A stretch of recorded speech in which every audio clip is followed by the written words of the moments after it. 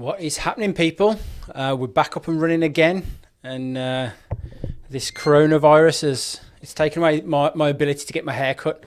But I'll tell you what, it's not going to take away my ability to cut in a really bad goatee beard, because that's the last slither of freedom that I've got left. So hence the shitty beard. But anyway, how are you all doing today?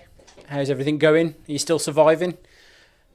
As I always say, get out, pause, go and get yourself a drink, come and sit down and let's hang out for a little bit. It's a beautiful day today, so I'm having a sip of a nice Italian Birra Moretti while I have a chat with you. So, very nice. So what's been happening for you guys? I've been having a decent week. I've done a couple of podcasts with a few people across the pond over in the US, so those are going to be coming out shortly. I think you really enjoy them. They're very interesting. And then I've got a really cool one. I'm recording on Friday for that, so something for you to look forward to. Other than that, I've nearly burnt down my local village. I had a fire in the back garden with the wife. Really, really nice. We sat down, we toasted some marshmallows, had a glass of wine each. So I left the fire pit out on the floor overnight and just let it burn through. And when I came in the morning, everything was normal. All the wood had burnt down to ash. So I thought to myself, I'm going to go and throw this over the back of the field at the back of my house, and everything would be fine. It's dry. It's all burnt out. There's nothing to worry about. So then a little bit later, I get a knock on the door, and it's the neighbour. And the neighbour's like, were you having a fire last night? I said, yeah, I did, yeah. I said, have you tipped all of your ash over, kind of at the back of the field? I said, yeah, I did that this morning, yeah. I said, because it's all on fire. I was like, oh, fuck. So I went to the back of the house, and there's just smoke coming out of there's a fence at the back, just a wire mesh fence, and there's just smoke coming out of the trees. So I'll run over and have a look, and luckily it just started to smoulder and just started to take fire because people tip their grass cutting. So you can imagine all that dry grass and people kind of on top of dry grass, and it would have gone off. And it's not just in that one area where I'd tipped these ash and what turned out to be embers in the end. It was the dry grass goes the whole length of this field, and then behind that are farmers' fields. They wouldn't have been happy if I would have kind of set a fire that would have destroyed all of their crops. It wouldn't have been fun for me. So then I spent kind of the next 40 minutes just carrying bowls of water out of my kitchen and throwing it on this little fire that had started, but eventually kind of put it out. So so that's my life. That is just little mini adventures that are completely unnecessary. It gets the heart pumping though, doesn't it? So I'm gonna kick this episode off with something that I think people need to hear in these times. There's a British philosopher called Alan Watts. I don't know if any of you are familiar with him, but I find him just fascinating, and the things that he spent a lot of time over in the Far East, and a lot of his kind of philosophies, but also the way he speaks and the way he articulates himself are just brilliant, just really, really brilliant. So I just think that people today can really learn from the things that he was teaching, even though he's no longer with us. So what I'm going to do is I'm going to take us through a video of Alan Watts, and you kind of listen to the things that he says, and I'm just going to commentate along the way as to how I think that it's relevant for the modern age, because I really think it is. So let's head over to my PC. You follow along and let me know what you think. A person who thinks all the time has nothing to think about except thoughts. So he loses touch with reality and lives in a world of illusions. By thoughts, I mean specifically chatter in the skull, perpetual and compulsive repetition of words, of reckoning and calculating. I'm not saying that thinking is bad. Like everything else, it's useful in moderation. A good servant, but a bad master. So the premise of the video is don't think too much, don't overthink. And I think that there's a lot of people who do this, and I try my hardest not to. It's about just living in the moment and not thinking too much, not kind of letting it fester over in your head about what's happening in your life and something that's something somebody said or a message that somebody posted online. Or don't think too much, just rely on your instincts, really. Let's see what else he says. And all so-called civilized peoples have increasingly become crazy and self-destructive because through excessive thinking they have lost touch with reality. Through excessive thinking, people have lost touch with reality. And it's true. I mean, how much do you ever go outside and just sit in the outdoors and only allow your mind and your body to connect with the outside world? So do you ever sit there and just let the sun touch your skin and let the breeze hit your face? And you don't have to think about those things. You don't have to think about the sun touching your skin unless you're like me, real pasty and get burnt easily. But just feeling the world around you, just feeling the connection that you have with the world around you. There's no need to think. Do you do that? And if you don't, then why aren't you doing it? And it's the same with anything. It's kind of blanking the mind. And because as he said, the majority of thoughts are just chatter and they're not necessary.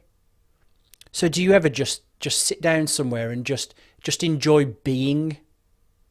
Just enjoy being a person. Just enjoy being a being in this world. That's to say, we confuse signs, words, numbers, symbols, and ideas with the real world. Most of us would have rather money than tangible wealth, and a great occasion is somehow spoiled for us unless photographed. And to read about it the next day in the newspaper is oddly more fun for us than the original event. I mean, this is something that's a plague, I think, on the world at the moment. It's not enjoying the moment, but looking back at the moment because you've taken a photo and using that as validation that it was a great moment, when in fact the moment was interrupted by the photograph. Think about that for a moment. We far too often now try and capture moments to look at later instead of enjoying it fully. And it's so sad. It's really sad to do that. Me personally, I struggle with things like Instagram because I don't post a lot of photos because I don't know what to post. Like, genuinely, I'm so in the moment and enjoying everything that I prefer to have that moment and have that inside my head. I don't want to look back at a 2D image or a 2D moving video. I don't want to do that. I just want to enjoy it, whether it's a barbecue, whether it's walking on the beach. I don't want to take photos of walking on the beach. I know what a beach looks like. I don't need to see myself on the beach. It's more a case of I want to live that moment to the fullest. The sound, as long as I'm taking a photo, I'm then concentrated on a little screen. And within that screen, then you've got the beach and the sea and everything else. I don't want that. I want the sound of the waves in my ear. I want the smell of the sea in my nose and the sand underneath my feet. That's what I want. I don't want to imagine what that was like years from now, looking back. In the words of Theo Von, onward. This is a disaster. For as a result of confusing the real world of nature with mere signs, such as bank balances and contracts, we are destroying nature. We are so tied up in our minds that we've lost our senses. That's pretty much what I just said. We're tied up in our minds that we're losing our senses. We're losing that kind of touch that we have. Like an example, I talked earlier about the fire that I had the other night outside with my wife, and we just sat there and we just enjoyed the fire. And from time to time, pieces of burning wood would fall off the fire. So I'd try and pick them back up again and put them back in the fire. And there'd be one end that wasn't blackened, and it'd still be wood. It wasn't yet burned. So you'd pick it up, but occasionally that wood was still extremely hot. And so I've still got it now. Little blisters and little burns just on the tips of my finger. And do you know what? I mean, there weren't big burns or anything else, but you know what? Like that's my memory, because I was alive. Like I touched something. I used my senses. I used my sense of touch to realize something was hot. So that's what it's really about is the touch. And I don't mind that I burnt my finger a little bit because I enjoyed the moment, and I was using the senses I was given to feel the world around me. So that's like my version. I guess that's my version of photos. Is I've just got a lasting little bit of, like, it's nearly gone now, but I've got a lasting little bit of like callus there from that burn. But onward. Time to wake up. What is reality? Obviously, no one can say, because it isn't words. It isn't material, that's just an idea. It isn't spiritual, that's also an idea, a symbol. Reality is this.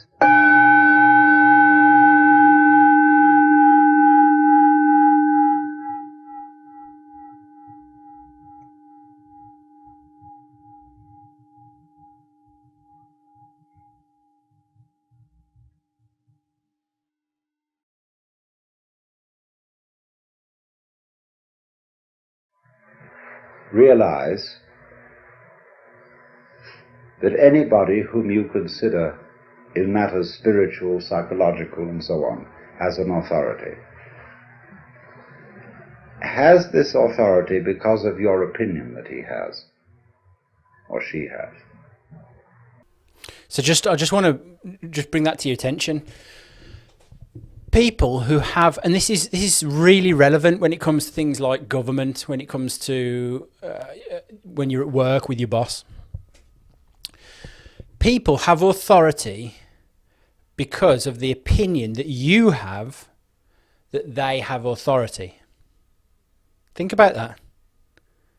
The only reason that people attain authority and control over other people is because the people that they control have the opinion and accept that they have authority over them. So it's only an illusion.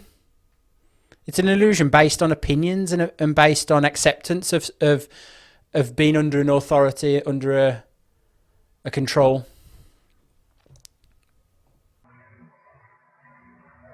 How do you know? If you say, for example, like a Protestant fundamentalist, that you believe in the Bible, that the Bible is inspired, or you may say, as a more liberal kind of Christian, that Jesus Christ is the greatest being that ever lived on earth. How do you know? It's your opinion that that is so. This is why I love Alan Watts. The only reason that people believe, the only reason that people can say that somebody like Jesus or Muhammad in Islam or the Buddha or any of these any of these kind of gods and kind of messengers and things like that ever existed or exist is only because they believe it. They have to believe it first for it to exist. I mean, think about that, and then on top of that, the whole world is at war over religion and over believing in something that you first need to believe in before it exists. Without your belief, it doesn't exist.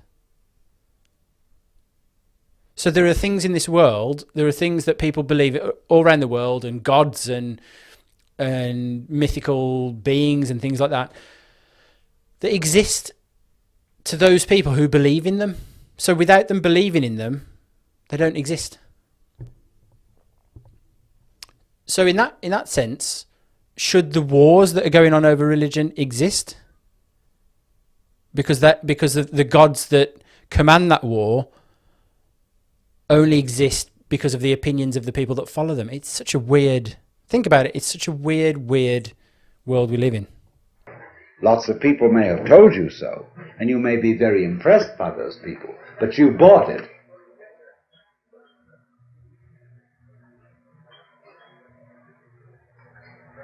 And so, therefore, if you say, well, I would like to become like that, that's an expression of the way you are.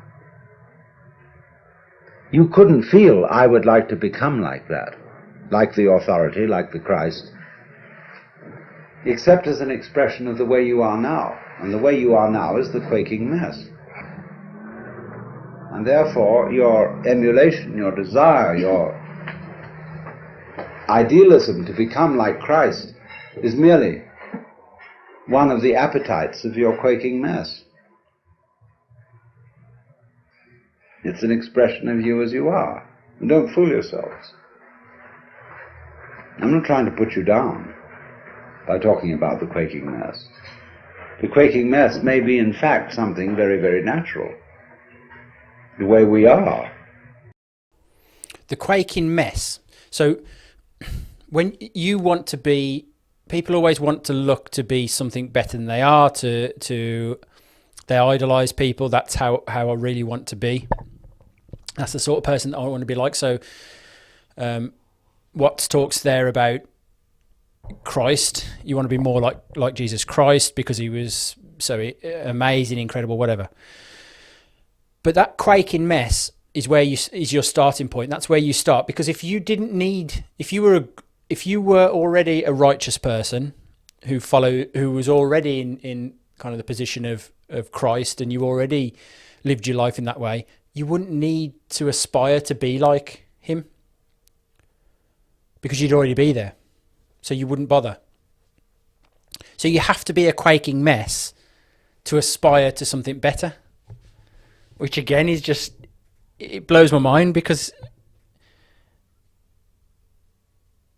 without being in the position you are as a quaking mess, then there's no need to believe in Jesus Christ or God. So the quaking mess is everybody, really. Forget about religion. That's our human condition. Our natural human state is to be that kind of, that quaking mess that doesn't need, or that needs some guidance. But then you start to think, well, if that's the natural state, do we really need to be told we need to aspire to be something else? We need to be better, but do we need to have idols that we say, I want to be like that person? I'm not sure we do. I think that you, rather than that, I think looking internally at yourself when you're that quaking mess, and bettering yourself just on a daily journey, but accepting that you're a quaking mess, that you're not perfect, that you have worries, that you're always thinking, that you're always stressed. Understanding and accepting that you have all of those things is and then learning how to develop that and get better, I think is the best way to become a more rounded individual. Onward. The state of affairs. And we shouldn't be ashamed of it. I'm not ashamed of it. I've told you of it frankly.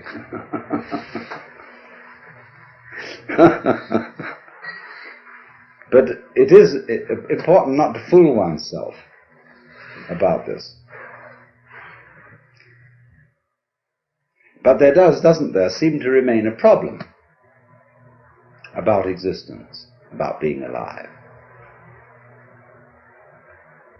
Now let's go into what is that problem at the sort of nitty-gritty level.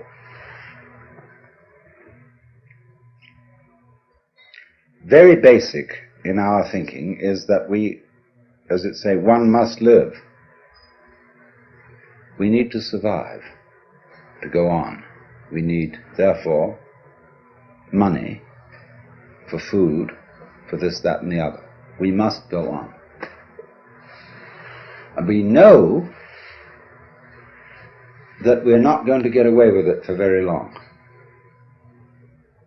That after a certain number of years we're going to die. The thing is going to end. The thing that we call I is going to be as it is in sleep. Deep sleep with no dreams. But that between now and that happening, there may be the most ghastly pains. Not only perhaps the pains of physical disease, or being wounded or hurt, but the pains of worrying about our failure of responsibility to people who depend on us. And we suffer other people's suffering simply because we're sensitive and have imagination and participate in their sufferings, and our adrenaline and our chemicals respond simply by imagination to the sufferings of other people. And what about that?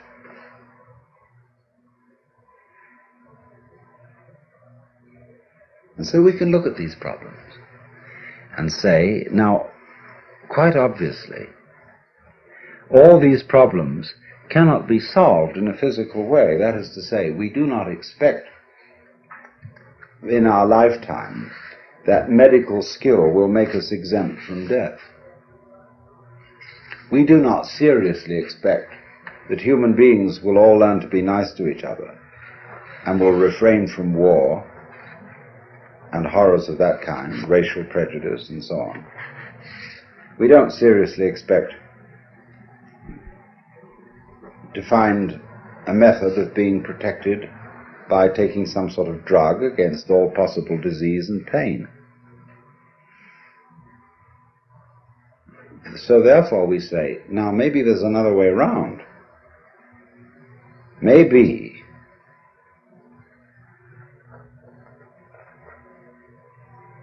that instead of solving these problems at the technical level, we could solve them at the psychological and spiritual level by so disciplining ourselves, by so doing something with ourselves, that we wouldn't be afraid of it anymore.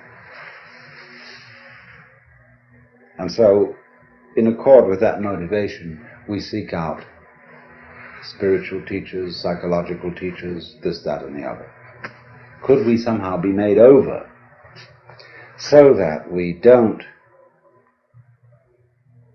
worry about the quaking mess? I think one of the things is that we don't do is to kind of sit down and try and figure out what we fear, why we're always stressed, why we're always worried, what we worry about. We don't sit down and figure that out in our minds. And that's what we need to do. You need to take time to be able to go inside yourself and test yourself mentally and see kind of where you feel that you're lacking and how do you make that better. So that might be going and seeing therapists, spiritual or psychological leaders. It might be where you need to talk through your problems and just have some guidance of why do I feel like this, and what do I need to do to change how I feel. A spiritual discipline or whatever.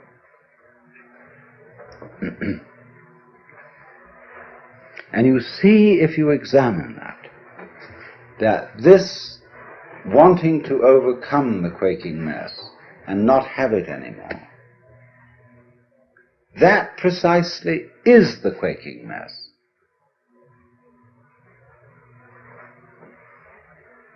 The thing that we object to about ourselves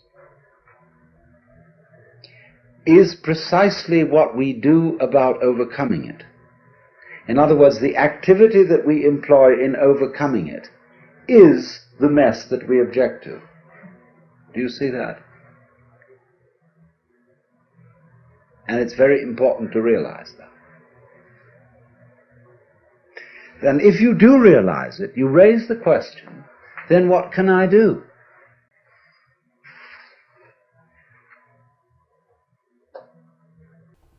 So what Alan Watts is saying there is that we concentrate so much on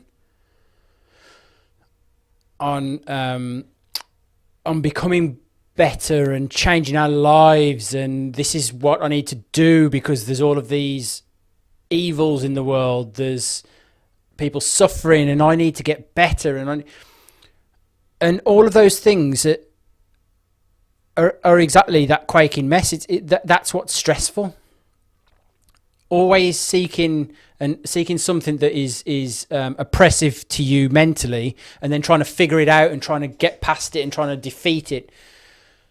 That is the quaking mess. So you might have got away from one stress, but you're putting yourself into another area of stress. So you've continued the cycle. What can I do to transform the quaking mess into the state of mind of the true mystic? Well, if you are the quaking mass, there is obviously nothing you can do to transform yourself into the state of mind which you idealize as that of being the true mystic, the Christ, the saint, or whatever. So you realize that everything is phony, that all your ideals are simply manifestations of the quaking mess trying to get away from himself, and that you are put in the position of, it is absolutely necessary for me to be different from the way I am, but there's absolutely nothing I can do about it, because being the way I am, I cannot be different from that. You are who you are, and it's a suffering to try and be somebody different. And this is just, I'm just going to equate this to my experience at the moment with this podcast. Is when I first started out, I was doing I was trying to do vlogging, and I was sitting in front of the camera, I had a bit of a script going on, and I was like, this, and I struggled. It was a real struggle to do that. It just never came out right. It just looked so false, so contrived, so I just didn't look natural, and I couldn't figure out what it was, and the reason was because I just wasn't being me. This is me talking, and if I say and whatever else comes out of my mouth, then that's so be it. This is me. So I'm allowing you, or I'm bringing you in to see me as I am. This is me, and so I'm always trying to just be me, and just not try and fix it so that I'm somebody different, somebody else. This is me. And that's what Watts is saying. Let's say this, but we can put it in different ways. I know that I ought not to be selfish, and I would very much like to be an unselfish person, but the reason why I want to be an unselfish person is that I am very selfish and would far more love myself and respect myself if I were unselfish. You see? I know that I ought to love God, and whatever. And why do you want to love God? Well, because God is the biggest boss, and it's best to be on the side of the big battalions. It's my thought, and I'm not here to bash religions, although I do think that they're kind of the root of most evil that happens these days. But if you think about this, if you have to rely on the teachings of an imaginary, because you have to imagine it for it to exist, deity that will teach you about your life and how you need to live your life, and you want to be more like them, and you want to do it for their favour, that they'll look favourably upon you if you do everything you can to be a better person and follow their teachings and everything else. If you do all of those things, what you're doing effectively is you're shirking the responsibility to take control of your life. You're saying, I'm not in control. There's a higher power that's in control. And therefore, they're responsible for what happens to me because I might have been bad or whatever else. So anything that happens in my life where I suffer, it's not my fault. Maybe I've been naughty, but actually I'm being punished. It's a lack of responsibility, isn't it, in the individual? And so that's another reason why I don't think religion's the best answer. Without religion, you take responsibility. It's you take the responsibility. That's really why I want to do it. In other words, because I'm looking for the safety of my own spiritual skin. So I think I ought to love God. All sophisticated saints have known this. St. Paul understood it, St. Augustine understood it, Martin Luther understood it. They didn't know what the hell to do about it. But there was nothing to do about it.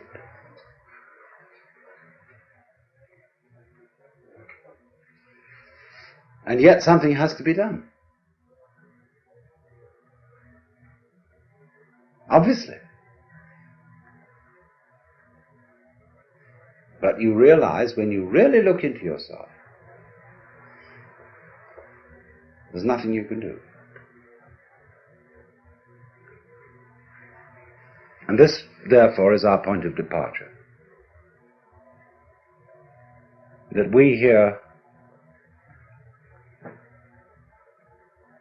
perhaps not, mutually realize there is nothing we can do to be anything else than what we are.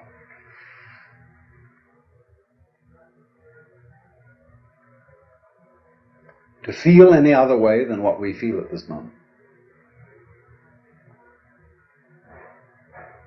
And to be then this quaking mess which has the capacity for the horrors about what life can do to us. However, this isn't as much of a blind alley, a cul-de-sac, as it sounds. Because if you discover a blind alley, it tells you something. Watch the flow of water when it crosses over an area of land, and you will see that it puts out fingers, and some of them stop because they come into blind alleys. And the water doesn't pursue that course. It simply rises, and then it finds a way it can go. But it never uses any effort. It only uses weight, gravity. It takes the line of least resistance and eventually finds a course. Now we will do the same thing. Only we're ashamed of it. But we're going to do it anyhow. We think that when we come to a dead end, a blind alley, oh, I failed. Supposing the water, at each place where a finger of water stretches out over dry ground and doesn't go any further because the land is too high, the water were to say to itself, "I failed," we would say it was neurotic water. Just wait, and it will find a way. Now, when you find, you see, that there's this predicament that I've been describing to you, that there's no way of transforming yourself to become this fearless, joyous, divine being as distinct from the quaking mess. When he says no way, this is not a gloomy announcement.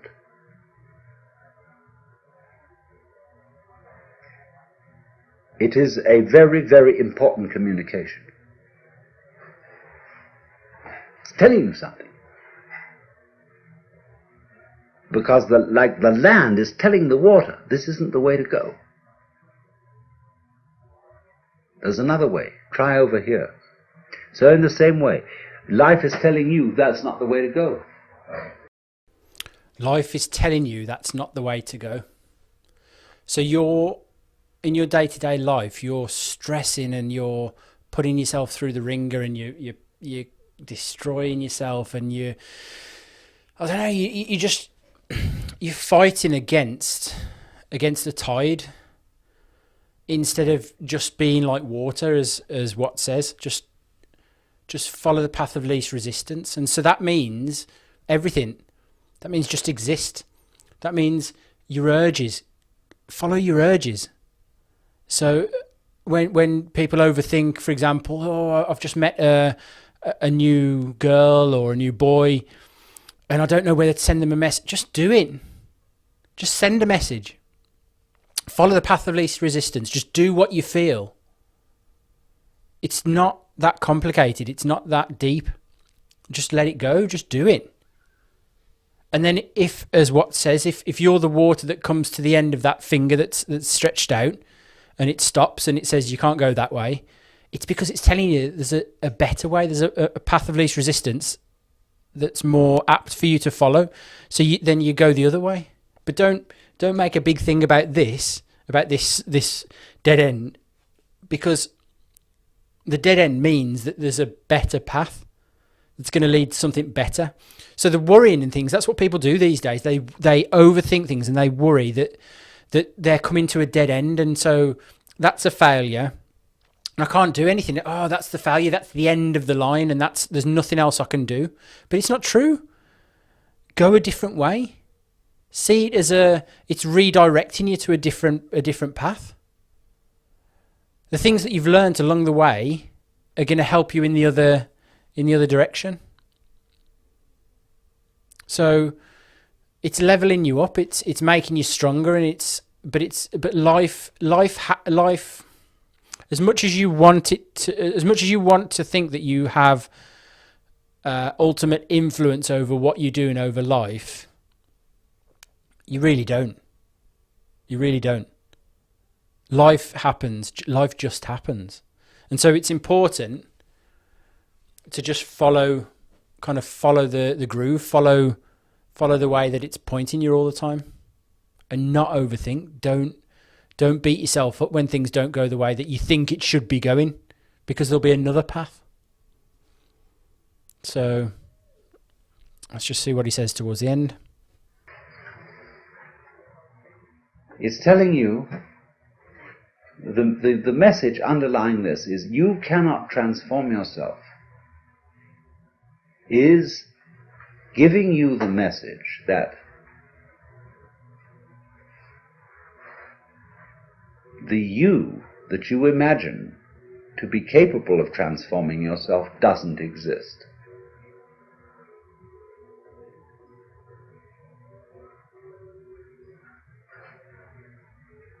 In other words, an ego,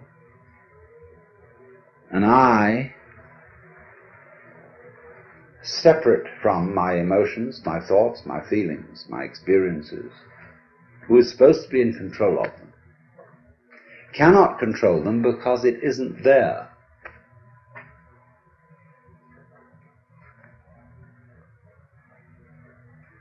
And as soon as you understand that, things will be vastly improved.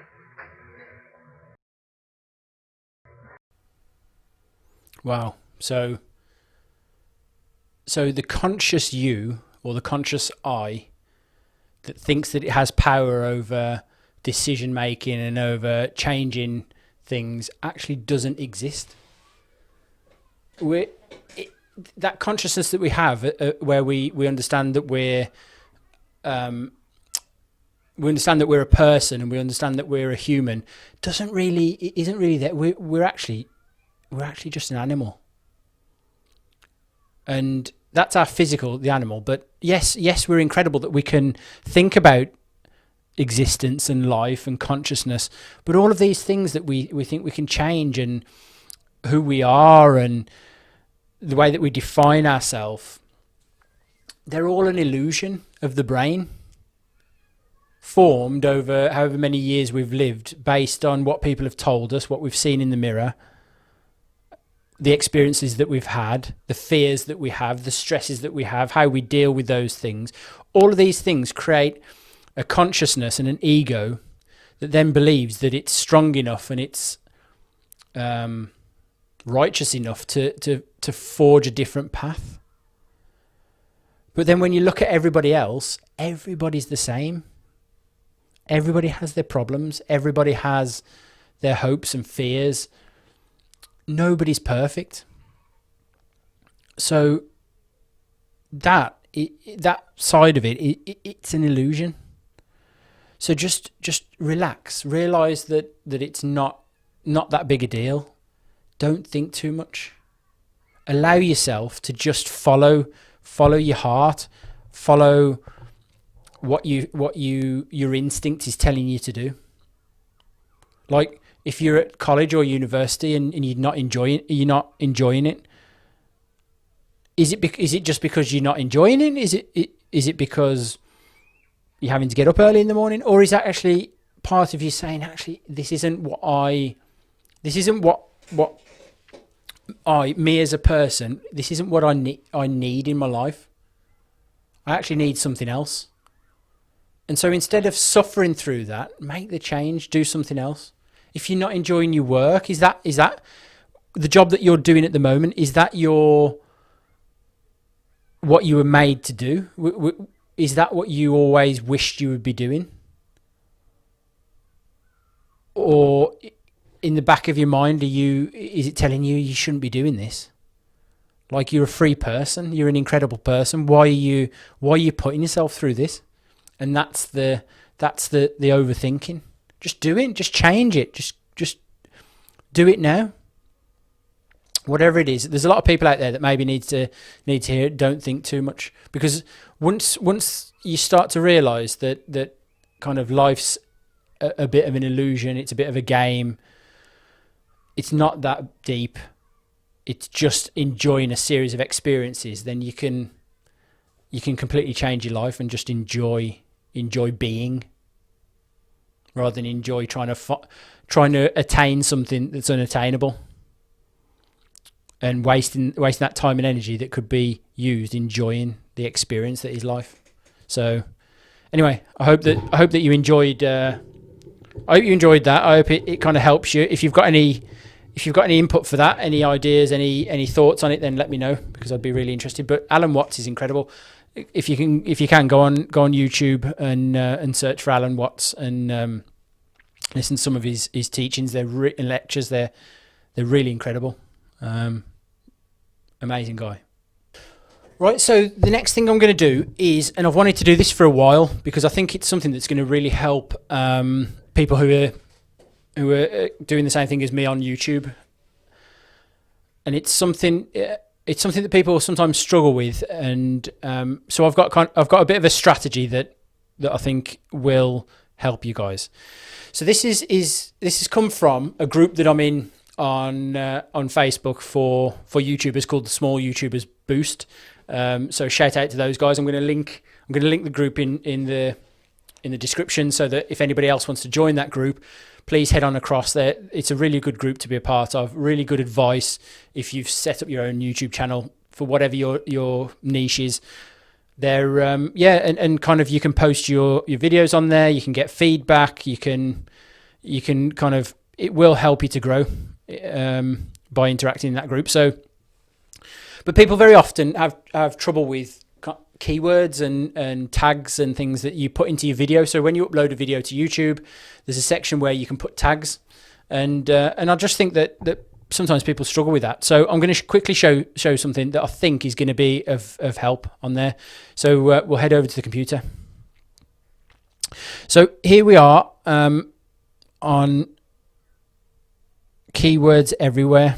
So Keywords Everywhere is something that I use, and I've uninstalled it from my from my browser from Chrome. So what I've done is I've just put in keywordseverywhere.com. Again, I'll put this in the description for you. And so I use this, and when I originally started using it, it's an extension for Chrome. It'll pop up here. When I initially started using it, it was for you could actually see all of the kind of really deep analytics for videos and for search terms and things like that. Now it's now a paid feature, so you're more than welcome to pay for it. I'm just a little bit stingy. I don't usually pay for things, but you're more than welcome. So I'm just going to quickly show you how to install it. So you've got keywordseverywhere.com. Install. I click on install for Chrome because I'm using Chrome, or you can use install on Firefox. I think Windows Explorer has just been kind of completely forgotten by everybody because it's become so poor compared to everything else. So if you look here, Keywords Everywhere, keyword tool, and it'll give you a description of what's going on. And it works, and it'll show you kind of any web page, any any web page, or on YouTube. I use it for YouTube. It'll show you all of the keywords and related keywords. So if you've typed it, whatever you type in, for example, here it says on Google, it'll show you all next to the kind of the pages that load. It'll show you analytics for those search terms, and then similar search terms to the one that you've typed in. So it'll actually tell you, is there a better search term that you could use? So what I'm going to do, I'm going to install it. So I'm going to add it to Chrome by pressing this blue button here. It'll ask you, do you want to add keywords everywhere? And it will be able to read and change all of your data on the websites that you visit. So I'm going to click add extension.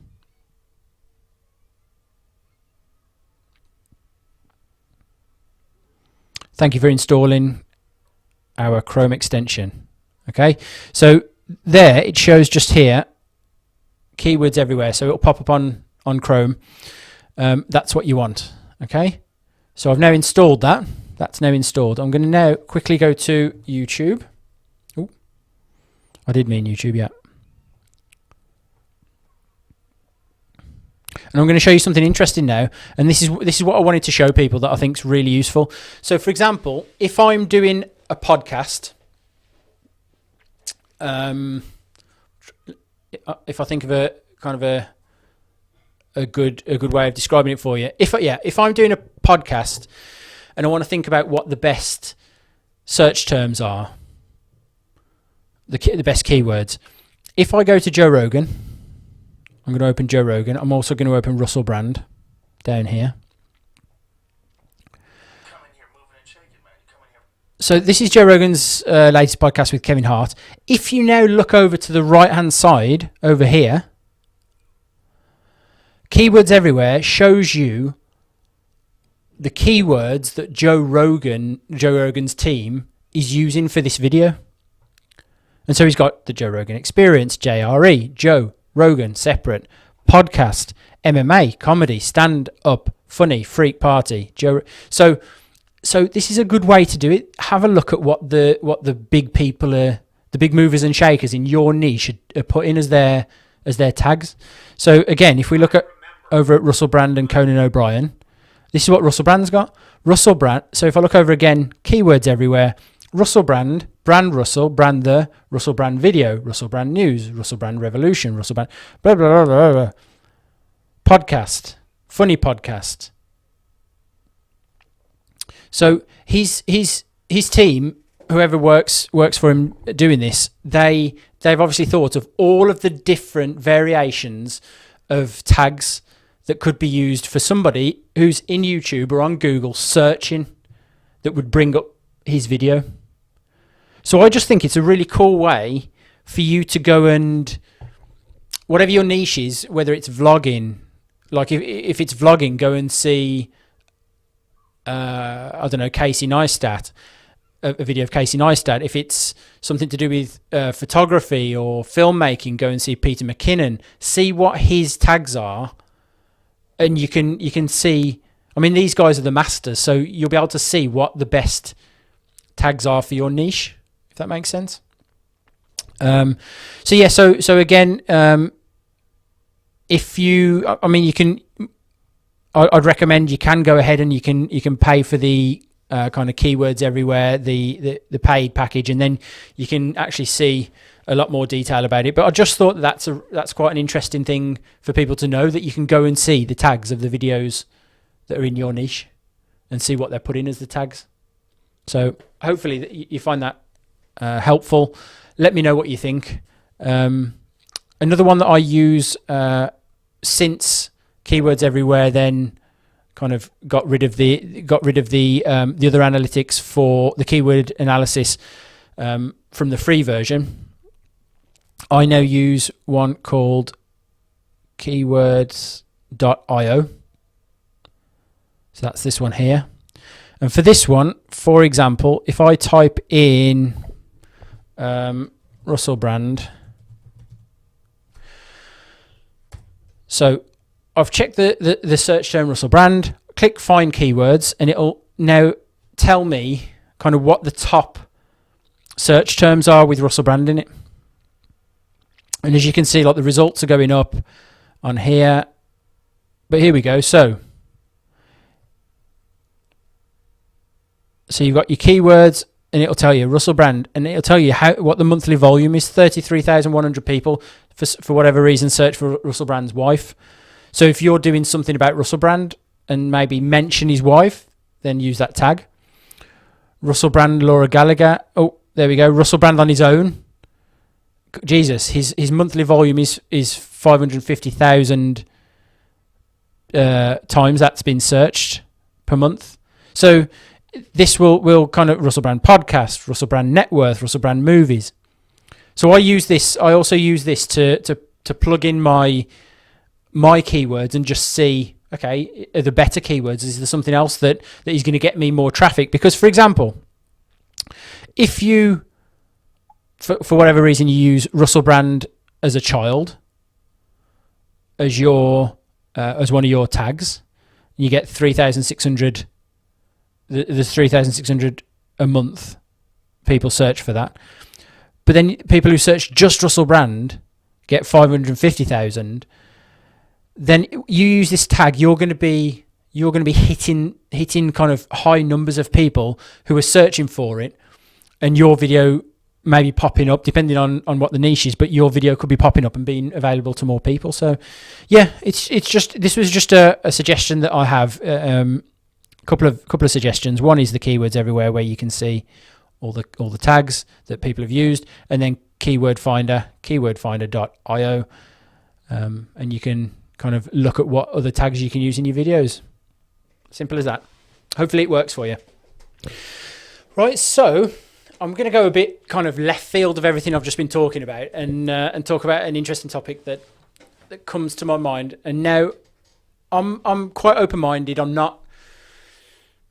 This doesn't mean that I believe in these things, but it means that I like to ponder stuff. I like to think about what the possibilities are, because there's a lot of stuff in this world that we just don't understand, and science can't explain, and we don't really know the reasons behind it. So why not? Like, I find it really interesting to just think about what the possibilities of what it could mean, what it could be, and that sort of thing.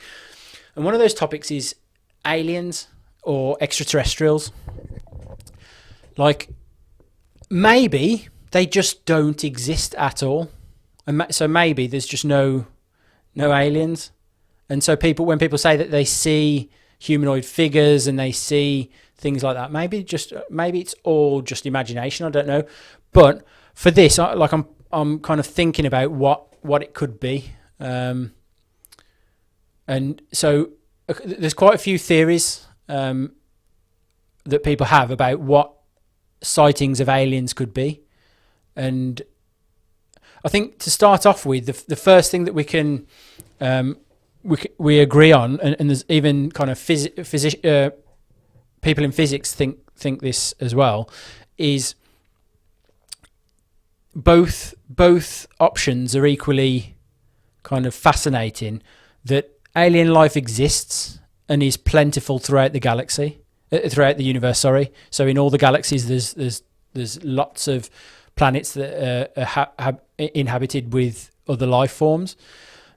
And then the other option is almost even more mind-blowing when you think that there is no other alien life in the universe, which is just because if that's the case, if we're the only life form, our planet is the only planet to have life forms on it, what does that mean? What does it mean? Does it mean we've been put here?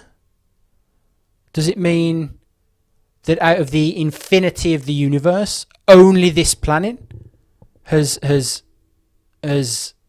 organized itself from a random group of elements into the complex life forms that we have now?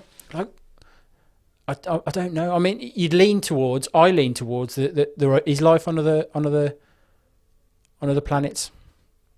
But then, I mean, kind of another thing that I think of is if there is no other life in any other part of the universe, then maybe we're looking in the wrong place, and maybe we're observing the wrong thing. Maybe the universe, as we know it, is only a small part of the whole. So, with things like string theory and the idea that there's many different dimensions, I think scientists had theorized that there were maybe 11, 12 dimensions. I think I've heard from 9 to 12 other dimensions in total. So maybe our own universe is empty, but maybe it's just the universe that's empty, but the other dimensions are actually full of life. So maybe our perception that the rules that govern our universe and our planet and our solar system maybe we're the only ones that can experience, the only ones in the universe that can experience this set of rules almost. So then in other dimensions, then you've got other life forms, types of life forms that maybe we just can't comprehend. I don't know. But that's as valid an idea as anything else that people come up with, because we just don't know. So the first theory I want to touch on is that if aliens are from another planet and they've kind of evolved as we did into what they are now, and people describe them as the grey alien figure, why would they form into that humanoid form that's so familiar to us? It seems a bit weird, doesn't it? If they'd evolved independently on another planet, like why would they form the same as we have, with 2 eyes, 2 nostrils, a head, and like 4 limbs? Why would that have happened? So, like one of the theories that I don't know if this is I have heard other people talk about this, but I've thought about this myself, is what if the grey aliens are us, our species, but from another time or dimension? So they look like, to me, they grey aliens, the typical grey alien kind of image that people describe and draw and whatever, they look like a human fetus almost, like an enlarged head and then a frail limbs and frail body. So it makes me wonder, is it just a case of, I mean, we've come from apes through to Neanderthals and other hominid species, and they were all really robust, and as time's going on, we kind of seem to be getting smaller, but our heads are getting bigger because we're we're becoming more intelligent, more aware. So is it that kind of evolution continues on, and then sometime in the distant future, that's us, and then our species have somehow figured out how to traverse time, or how to traverse dimensions? Could that be that actually that's why we always see them, or people have these experiences because that's what they're seeing? So I'm thinking from another time, or it could be from another dimension. So they could have figured out a way to move from the dimension that they find themselves in just across into ours, and that's why they kind of disappear and appear and all those things. It's weird, isn't it? Could be. It could be us. Could be us from another dimension. The next theory I'm going to touch on is the obviously been popularised by the TV show, but the ancient alien theory, the ancient astronaut theory, which talks about aliens came to Earth a long time ago, and then interacted with humans on Earth and kind of guided them with technology and with different things. This is a theory that I kind of subscribe to. That I feel that our ancient ancestors had contact with someone who was way advanced in comparison, and because otherwise it just doesn't make sense to me at all. It doesn't make sense that they were able to construct these huge temples and monuments and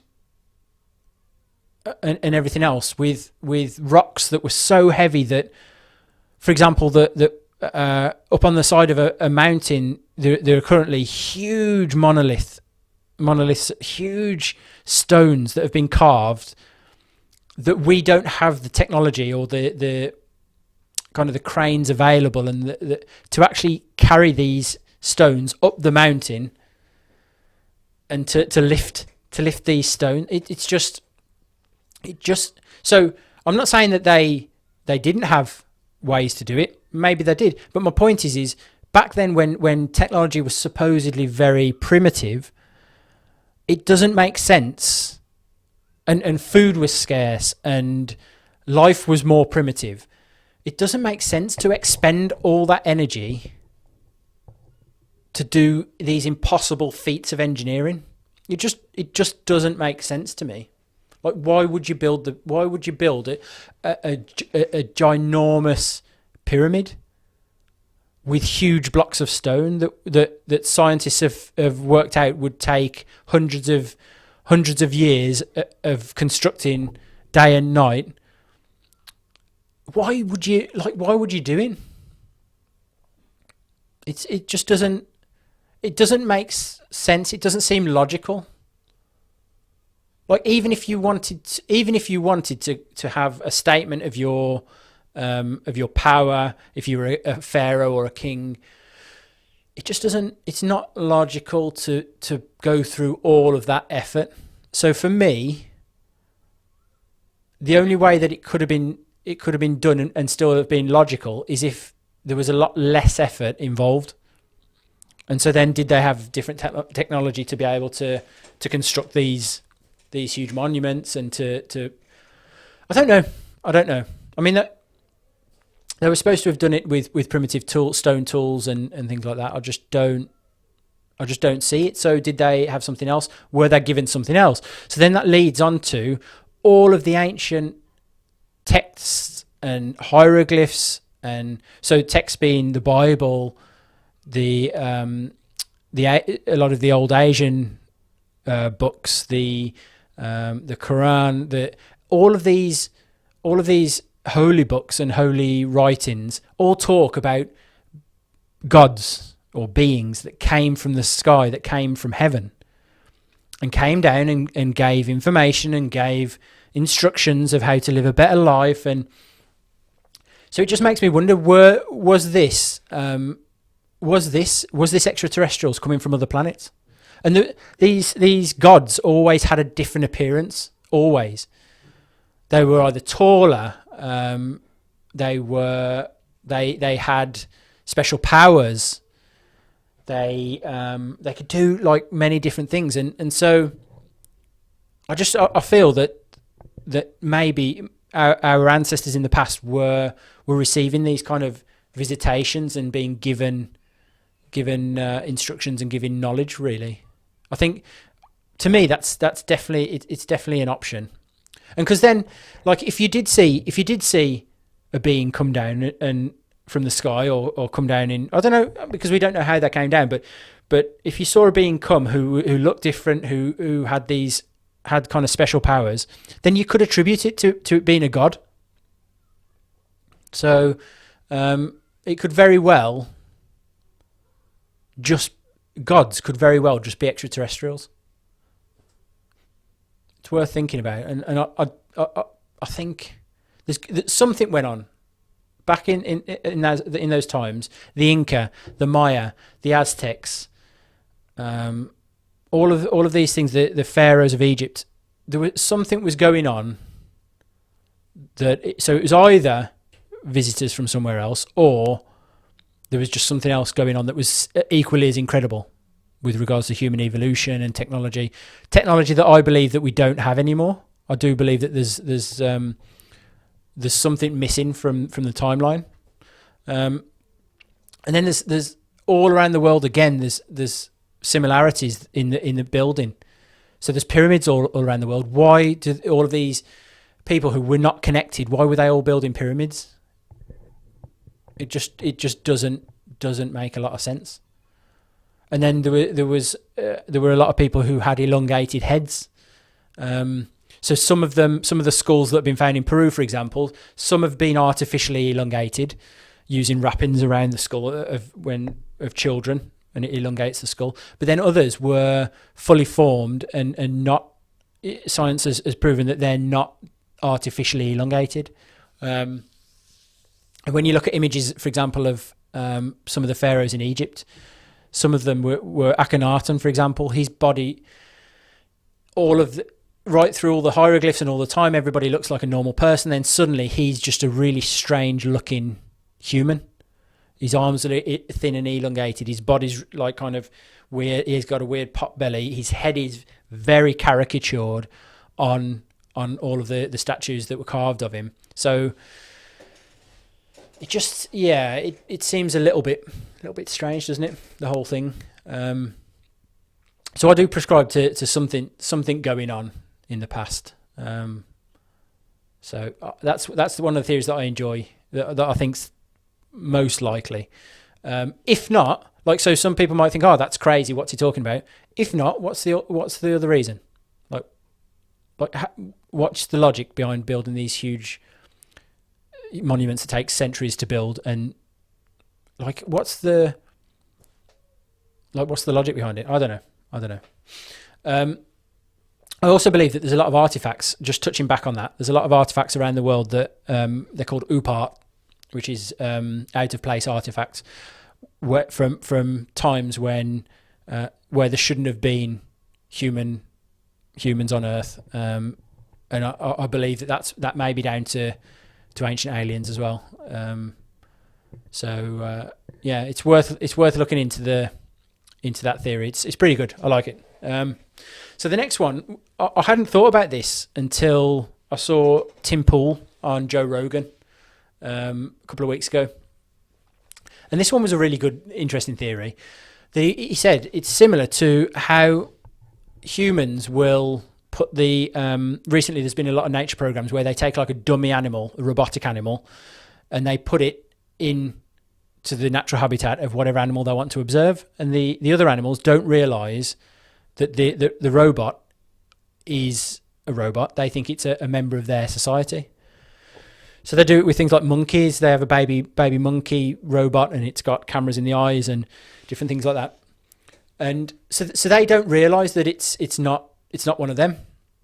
And Tim Pool said, and I thought, God, Jesus, that's pretty crazy, and it could potentially be true, is if aliens were walking around, they've got some sort of technology where they can look like us, look exactly like us, act like us, what if they're walking amongst us, and that's how they're observing us?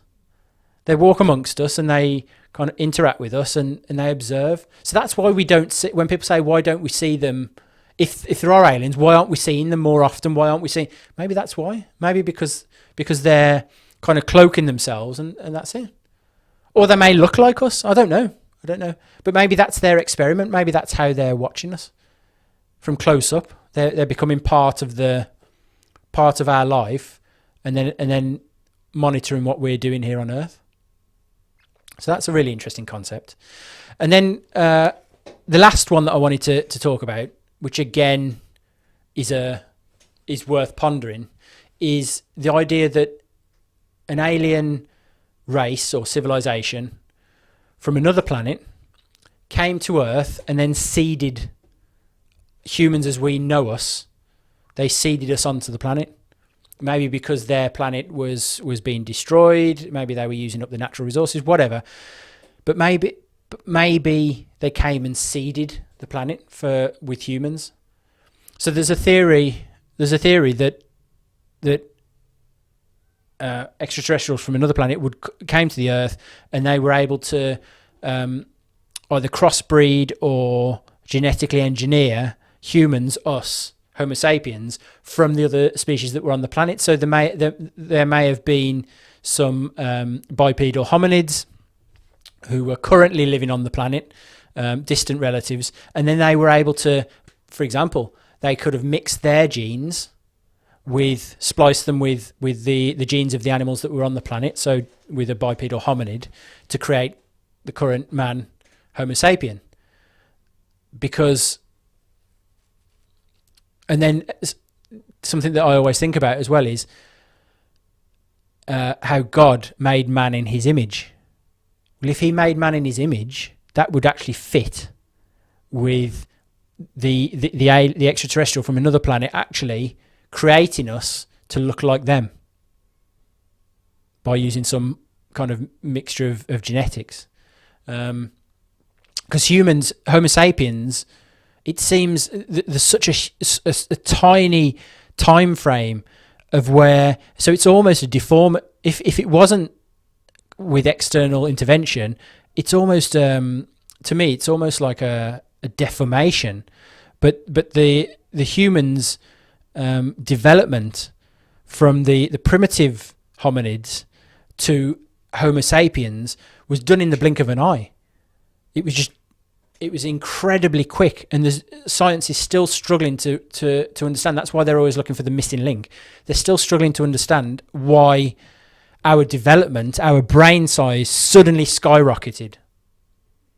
They're always trying to figure out why is this, and one answer could be that we were seeded here. That actually we're not 100% from here. We were seeded onto the planet. So there you go. Those are my that's my rundown of the theories for aliens. If you've got any ideas, if you like this kind of topic, then talk to me, engage, let me know what you think, and put it in the comments and send me a message, whatever you want to do, and let's talk about it. The next thing I'm going to talk about is, so again, I'm just jumping between subjects here and topics, but this one is about something that I used to enjoy when I was a child, a place that I used to go. The place is called Sandwell Valley in the Midlands, and it's a nature reserve. They've got different pools, different lakes. They've got golf course. They've got which kind of isn't part of the nature reserve, but it's on the land. They've got an RSPB centre. They've got woods. They've got fields. They've got farms. So it's a really, really nice place. And I know that all of the people who live around that area, and their families have lived around there for since they were little, have all kind of gone to Sandwell Valley and gone to the nature reserve, and it's beautiful, beautiful, beautiful, beautiful place. So I'd highly recommend it. If you can get over there, if you live nearby, pop over to Sandwell Valley. It's beautiful, especially now with the summer. Once lockdown's eased a little bit, take your children, take your family. It's great. But one of the things that's really interesting there for me is if you go to the Sandwell Valley Park Farm car park and then walk through the the forest. So you kind of just ask at the reception, and they'll point you in the right direction. But it's called the Priory Woods, and the reason it's called the Priory Woods is because there was a 12th century priory up in the woods back in the 1100s, and so you can walk through the woods, and the woods are really nice. Lots of wildlife and everything else, but you walk through, and as you come through, you'll come out of the woods, and you can see it's like an archaeological site, and you can see the walls of the priory. So a priory was an old where monks would live, I guess, and pray and do everything else that they used to do. But I just find I find this place fascinating for many reasons. One, that you can go to a place that was operating in the 1100s, and you can walk inside. So you can see on the floor, you can see the walls are very low now, so you can jump over the walls. They're just above the floor, but you can see the plan of the priory. So you can see the walls, and you can see the doors, and you can walk through. And whenever I go there, occasionally I go there now as an adult, but I just really enjoy just walking through and just imagining what life was like back then. Kind of pre-electricity. In that time when the Americas hadn't been discovered by the West, although they were inhabited, but hadn't been discovered by the West. We didn't know that the Americas existed. And you can walk through and you can just imagine, because the land, the forest, the woods are still the same. The lakes, there were pools and lakes there that were there at the time of the priory. It's just a really incredible experience to go there, and I really, really enjoy it. And you can go inside the farm. They've got a little mini museum. You can go and see artifacts that they found there. But you can kind of see where there would have been glass windows in the 1100s. And there's some parts where you can see the bottom of the window, and you can see how the intricacy of the carving of the windowsill, the kind of where the frame would have been, the stone window frame would have been there, and it's just a really, really interesting thing to do.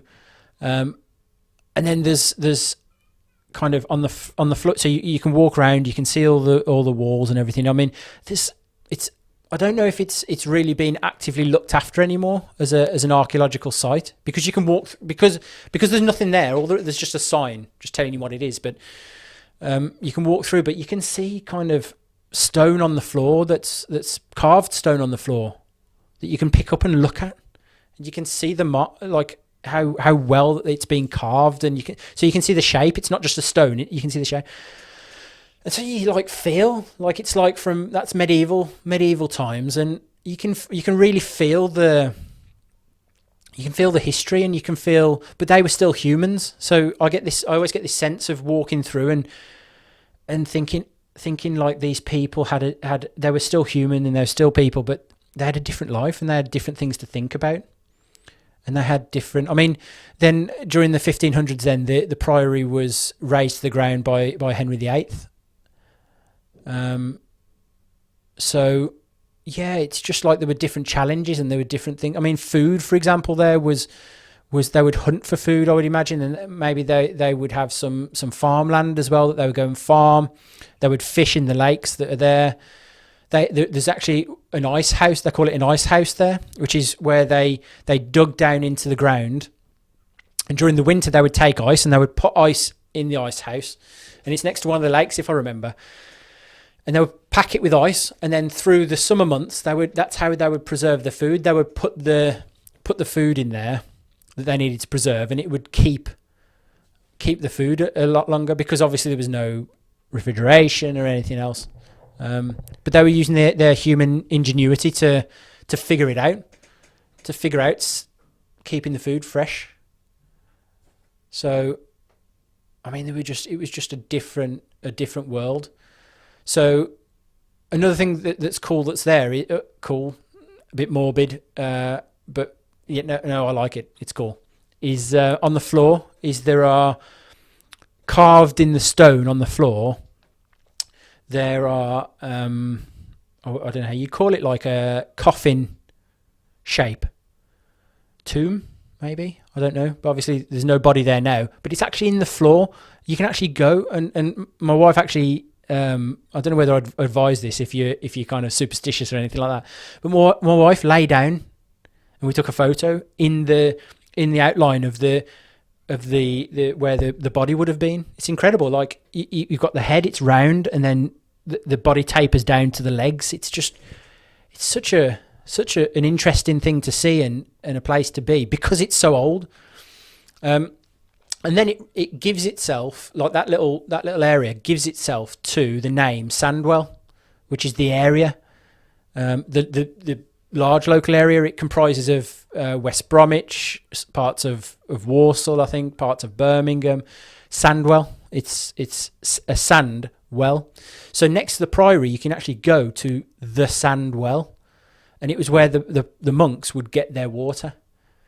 So you can go over and see the spring water coming out of the ground, and it's pours down like a tap from I think it's built now. I think they've actually built kind of I don't know, like a font for the water to come out. I think I don't think that's how it would have been back in the day. I don't think, but you can drink it. So because it's spring water, you can take it and drink the water. And it's like crazy. Like when was this name?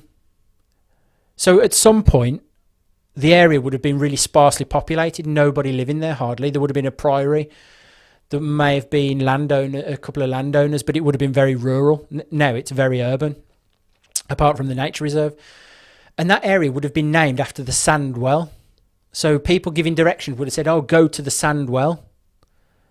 And then along the way, they would have asked, "Oh, can you tell me where to go to get to the Sandwell?" "Oh, yeah, it's down here." So that's how the name would have originated. While I was there the last time, incidentally, the area that people say is the Sandwell. So obviously you've got the font and the water coming out and everything, and that's interesting. But if you kind of step off to the side and walk across the grass, it's all kind of uneven and it's a bit messy. But there's actually a hole in the ground a bit away, and you can actually see water running in that hole. So it makes me wonder if that could have been the original well. I don't know. Or maybe it's a new well that's opened up more recently. I don't know. But I just wanted to talk about that and just say, look, it's highly recommended. If you get a chance, go down and see the Sandwell Priory, because I've had many a summer day with my mum or dad when I was little, just exploring those woods and seeing. But it's just interesting. It just makes you realise that we've been here before. Humans have been on this planet for a long time, and we've been here before. This isn't new. What we're experiencing now, very likely, isn't new. There are new things that we're experiencing, but it's not new in the sense of the human experience isn't new. We've been here before as a civilization, and I just find it really, really interesting to think of yourself in that time, facing those challenges. It's very, very, to me, it's very, very cool. I like that sort of stuff. So, yep, go and visit the Sandwell Priory. If you've had an experience at Sandwell Priory, let me know about it. Put in the comments or send me a message. So right now it's time for AskReddit.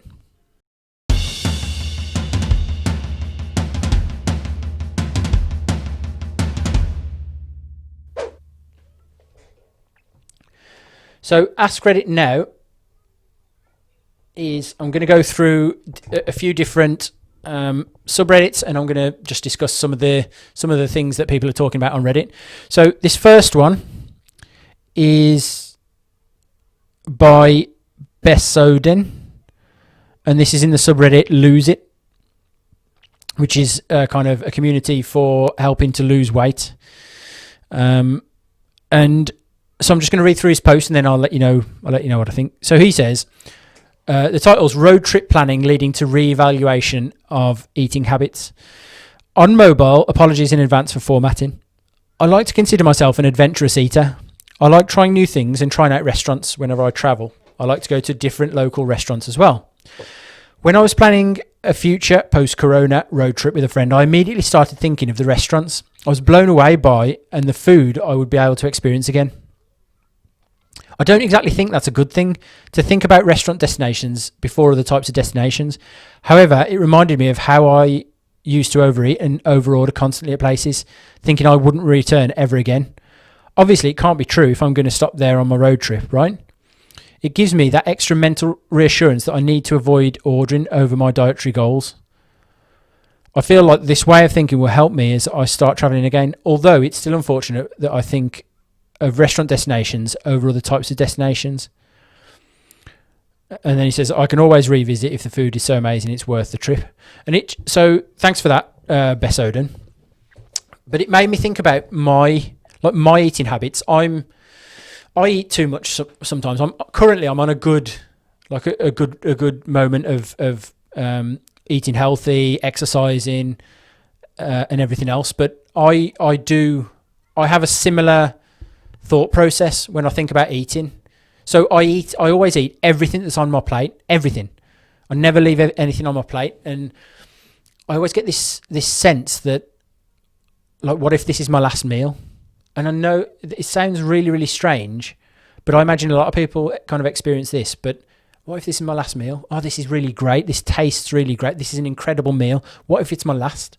And that's what kind of makes me eat more than I need to a lot of the time.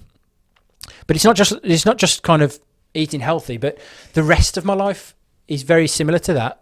I live my life as if today's my last day.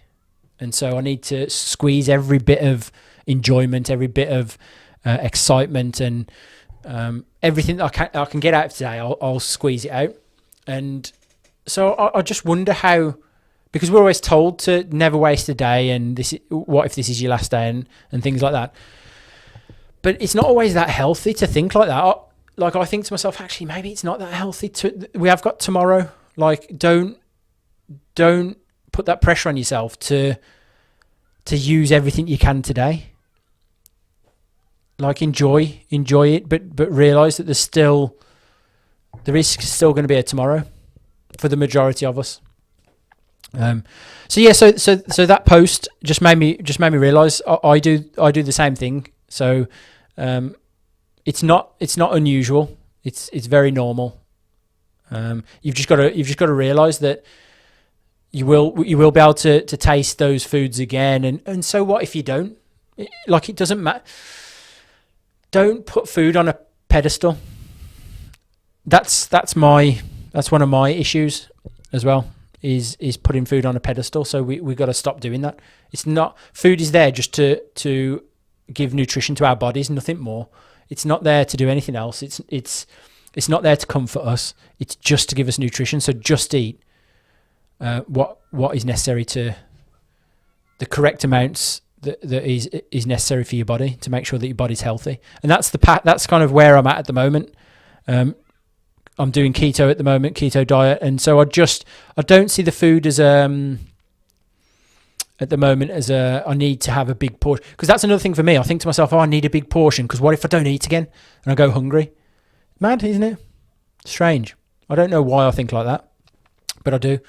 So at the moment, I'm consciously kind of, okay, so right, for breakfast, instead of having a huge breakfast, I'm going to have eggs and ham and eggs or whatever, and that's it. Or for lunch, I'm just going to have a piece of steak and a salad. But I don't need to fill my plate and have a mountain that I need to eat, because maybe I don't eat again. Because I'm going to eat again. I'm going to eat again later. So I think for people who feel like that, just have that conversation with yourself, and don't give your food the importance that you think it has. Because all it is there to sustain us. So, yep, thanks very much for that. I'm going to go to the next one now.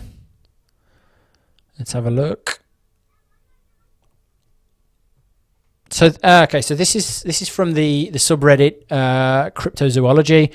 So, those of you who've seen some of my other videos will know that I quite like the fun of discussing crypto as well, cryptozoology. And this is from the user Big Boy School account. And so he's post is this. This is an idea about Bigfoot, and that's the title. Considering how Bigfoot would have got to North America and or stayed in South America, if we did confirm one nowadays, it would not be a missing link because it would have already evolved to meet its surroundings. An example would be how some Bigfoot are reported to be larger in certain areas but smaller in others, with other defining traits. All I'm saying is that evolution could make it true that they were other bipeds who evolved separately from us, but would not be a missing link. I don't know, just an inconsistency I thought of. Yeah, I'm not sure. Thanks for that message. I'm not sure that if Bigfoot were to ever be discovered, it would be seen as a missing link. Because, for that reason, because if it's here on Earth at the same time as us, it's obviously a different evolutionary branch. And as I've said in one of my videos before, I actually believe that Bigfoot or Sasquatch or whatever people call it exists. I really do. And I think that it's probably just it's another branch of our evolutionary tree, of the primate evolutionary tree. So whether it's more primate or more hominid, so more closely related to us, remains to be seen. But I don't understand how people who poo-poo the idea of Bigfoot, I don't really understand why that idea can't be entertained, that there could be another bipedal hominid on the planet living parallel to us, because it's happened in the past. In the past, Homo sapien was walking around at the same time as Neanderthals, was walking around at the same time as some of the other hominid species that are being discovered now. So it's it's quite like the is it the Denisovans? Like they were at the same time as Homo sapiens, and so there were times on this planet when there was just lots of species of hominid moving and interacting as well, because there's evidence that Homo sapiens and Neanderthals, for example, were crossbreeding, and now there's one. According to current norms, there's just one species. So why there couldn't be another species, I don't know.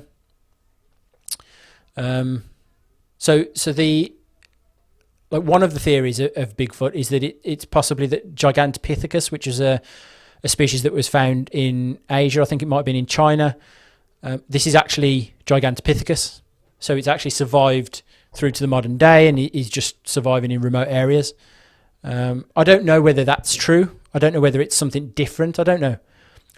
All I'm saying is I don't think that it should just be discounted that oh no, it can't be.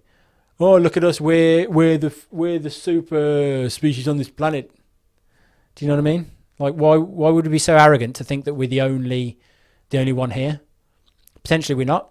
And I think it's worth thinking about, and it's fun thinking about. That's all I'm saying.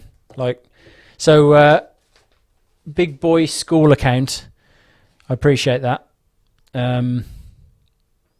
Yeah, I think another point is that we're finding new species of hominid out there as well, fossils and things like that, bones, all the time. New species.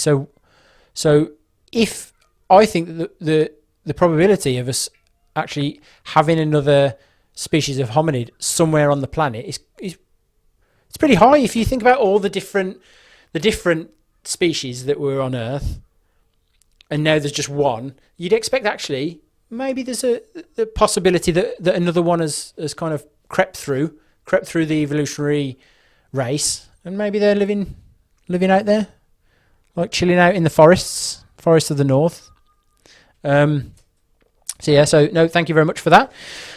Moving on, and I'm going to have a look at this next thing now. So this is cool. Okay, so this is from the subreddit Motivation, and this person just posted everyone, and this is the picture that they've posted. Remember that everyone you meet is afraid of something, loves something, and has lost something. And I think it's really worth remembering that when you interact with people, when you meet new people, when when you judge people, because when we meet people, we just take them for face value, and we judge them on what we see, the first impression. But we don't realise that behind that, there's a lot of things going on. There's a lot of suffering. There's a lot of events that have happened in their life. There's a lot of things that they're worried about. There's a lot of things that they're stressed about. Like I saw a message on Reddit the other day, and it was a young girl, and she just said that she'd sent a few messages to her friend, one of her best friends, and this friend had stopped replying to her messages and just reading the message, leaving it on read, and then not replying and everything else, and just saying, and her question was, shall I tell her that I don't think that this is good for our friendship, and maybe we're not going to be. And so I replied, and I was just like, look, people have problems. So you think it's about you, but maybe that person is just having a problem. Maybe that person is going through something that is preventing them from replying, or not seeing replying as such an important thing. And I think that's important for people today to realise that online, just because you don't get the message that you want and people aren't coming back to you, doesn't mean that they don't care. It's just that there's other things going on, and you've got to respect that. People can't always prioritize certain things when they're going through something themselves. So my message is just give people that kind of space to deal with their things, and then interact with you as they want to interact with you. I'm just going to give a shout out to the person who posted this, because it's very good. That's Attila Ovari, that one. So thanks, Attila Ovari. And the last one is another motivational quote off the motivation subreddit. And the motivational quote, the person who posted it was ZXE. And the motivational quote is, when opportunity presents itself, don't be afraid to go after it. So and that's right, go for it. When things pop up, don't think about it. Remember I was talking at the start of this episode, Alan Watts' video, don't think too much. When opportunities present themselves, do it. Just do it. If you see somebody, if you see somebody that you like, and in a shop or a coffee shop or a bar or whatever, don't overthink it. Just go and speak to them. And it might not turn out well, but it might be good. Don't overthink it. If you see a job opportunity pop up online and you think, oh man, that'd be amazing. Even if it's not in your area, it might not be in your area of expertise, but apply, send your CV. Make sure that your CV, write a good CV and send it. Because if you don't, you won't get the job. But if you do, you don't know. There might be a series of circumstances that lead to them calling you up. Oh yeah, actually, this guy's got a bit of experience in an area that we really like. And so that adds something different that all the other candidates don't have. So, okay, let's give him a call. Let's call him in. Let's interview him. So too many people procrastinate over opportunities of things that they could do. Now, a really good example right now in lockdown, in quarantine, everybody around the world is stuck at home. But you've got more time than you've ever wished for. And in the past, people are always saying, oh, I don't have enough time. I've got work and I've got this. You've got the time now. So don't waste this opportunity. Do you want to change your life? This is the moment. Do you want to change the work that you do? Go and do a course. Do a course online now. Learn another language online. Just do it. Just go out and take advantage of this opportunity. Do you want to be free? Do you want to live a free life where you enjoy every moment? You take advantage of being able to communicate across the internet. This is what I'm doing at the moment with my podcast. Learn to film, learn to edit videos, learn to upload on YouTube, and put something out on YouTube. Just go out and do it. Just go out, and start learning to do things. Because if you don't take advantage of this time, I mean, what's the point? If you're not taking advantage of this opportunity, what's the point in taking advantage of other opportunities? You're just giving up.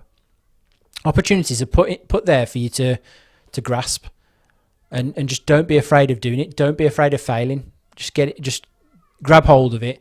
If it doesn't work out, there'll be another one. If it doesn't work out, as Alan Watts says, it's like the end of it's the dead end where the water stops, but then the water keeps growing and it'll redirect itself somewhere else. It's life redirecting you if it doesn't work out. But if it does work out, for example, on YouTube, if it does work out on YouTube and on YouTube you grow an audience. I mean, look at the people, the amount of money that people are making, like making silly videos, funny videos, good kind of instructing videos, tutorials, teaching on, like, people are living their absolute best life because they took the opportunity to just do it and not think too much about it. That's what it's all about.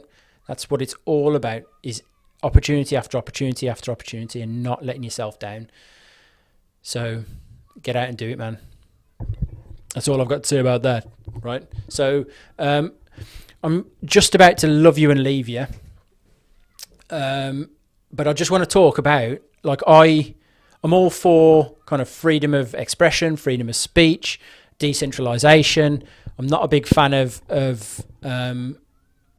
how much regulation our lives are put under these days. So I'm over on Telegram. I've set up a channel on Telegram, so we can discuss without worry of censorship or of too much political correctness. It's just a laugh. Life's a game.